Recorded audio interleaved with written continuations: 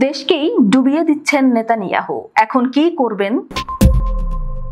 বিদেশে সফরে মাত্র 10 দিন কাটিয়েই কেউ যদি ফিরে এসে দেখে তার দেশ পাগলের রাজত্বে পরিণত হয়েছে, তাহলে সেটা নিছক অতিশয়োক্তি নয়। ইসরায়েলের বর্তমান অবস্থা ঠিক তেমনই। প্রতি রাতেই খবর খুলে দেখা যায় একদিনে যা ঘটছে অন্য কোনো স্বাভাবিক দেশে তা 1 বছরের জন্য যথেষ্ট। প্রচলিত যুক্তি হলো স্থিতিশীল রাষ্ট্র একদিনে এত সংকট তৈরি করে না, কিন্তু এই বিশৃঙ্খলা আসলে পূর্ব পরিকল্পিত ঠান্ডা মাথার চাল। লেখক জেন রিড বলেন, বেনিয়ামিন নেতানিয়াহু নিজেই তৈরি করেছেন এই বিশৃঙ্খলার বিষ যন্ত্র। এর উদ্দেশ্য সত্য, মিথ্যা, সাফল্য, ব্যর্থতা, ন্যায়, অন্যায়কে এমনভাবে গুলিয়ে ফেলা যাতে তার নিজের অপরাধ আড়াল হয়ে যায়। একসময় সপ্তাহে 1-2টি মিডিয়া স্পিন বা ভিন্নমুখী গল্প ছড়িয়ে তিনি জনগণের দৃষ্টি ঘুরিয়ে দিতেন। এখন তা দৈনিক, এমনকি ঘন্টায় ঘন্টায় এক ধরনের নিয়ন্ত্রিত উন্মাদনা তৈরি করে জনগণকে মানসিকভাবে বিপর্যস্ত করে রাখা হয়েছে। এমন পরিস্থিতি শুধু ইসরায়েলে নয়, যুক্তরাষ্ট্রেও দেখা যাচ্ছে। ডোনাল্ড ট্রাম্পও একই কৌশলে গোটা বিশ্বকে বিভ্রান্ত করছেন। ট্রাম্প ও নেতানিয়াহু দুজনেই নিজস্ব বিচার এড়াতে জনগণকে পুঁজি করছেন। নেতানিয়াহুর ব্যর্থতা শুধু যুদ্ধ পরিচালনা নয়, তার রাজনৈতিক সিদ্ধান্তগুলো ইসরায়েলকে এক গভীর খাদে ঠেলে দিয়েছে।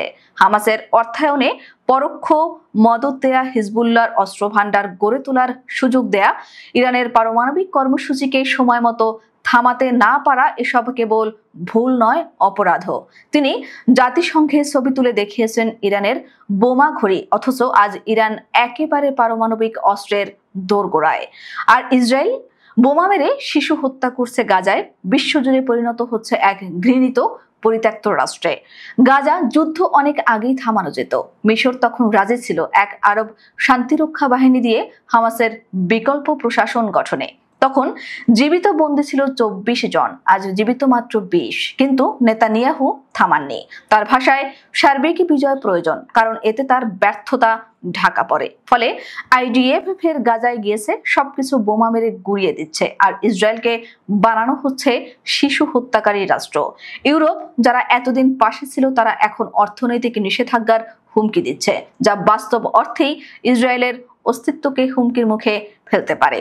লেখক দৃঢ়ভাবে বলেন, নেতানিয়াহুর আসল লক্ষ্য তার বিচার বাতিল করা। তিনি যেন নিজের মনে বলছেন, তোমরা যদি আমায় জেলে পাঠাতে চাও, তাহলে আমি একা যাব না, গোটা দেশকে ডুবিয়ে নিয়ে যাব।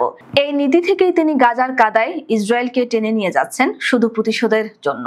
সব শেষ হলে অর্থনৈতিক নিষেধাজ্ঞা, রাজনৈতিক একঘরে হওয়া, অভ্যন্তরীণ বিভাজন, সবকিছুর পর নেতানিয়াহু পালিয়ে যাবেন মায়ামিতে।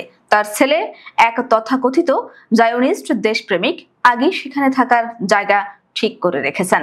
নেতানিয়াহু এবং তার স্ত্রী সারা তখন দূর থেকে আগুন দেখবেন, হাসবেন। যেমন সারা নেতানিয়াহু 23 বছর আগেই বলেছিলেন, আমরা বিদেশে চলে যাব, দেশটা পুড়তে পারে।